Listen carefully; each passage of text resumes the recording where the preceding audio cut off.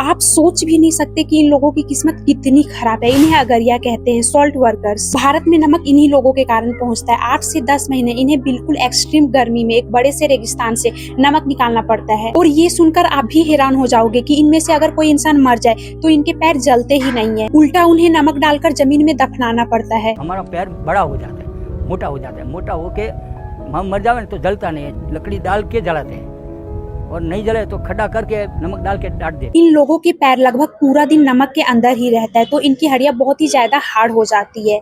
और इतनी मेहनत पर इन्हें मिलता ही क्या है, 20 किलो नमक निकालने पर सिर्फ 10 रुपए। ये जो है ये आप कितने में खरीदते हैं? 20 रुपया। 20 रुपया में। हाँ। और आपको कितना मिलता है? हमें 20 किलो का 10 रुपया। सोचिए हमारे देश में किसान हो या मजदूर, उन्हें हमेशा पीछे क्यों धकेला जाता है। इनकी स्टोरी को सबके साथ शेयर करना और सब्सक्राइब फॉर मोर इन्फॉर्मेशन। हाँ, रण माटे અમારે રોટલો ખાવાનો બરાબર, એ રણ તો બંધ કરાવે તો અગરિયા જાય જ્યાં બધા કા મજૂરી કરે, કોઈ ફેક્ટરી नहीं कुछ नहीं। और सरकार बदलनी चाहिए हमको। सरकार बदलेगी तो मालूम पड़ेगा कौन सी सरकार अच्छी है कौन सी बुरी है।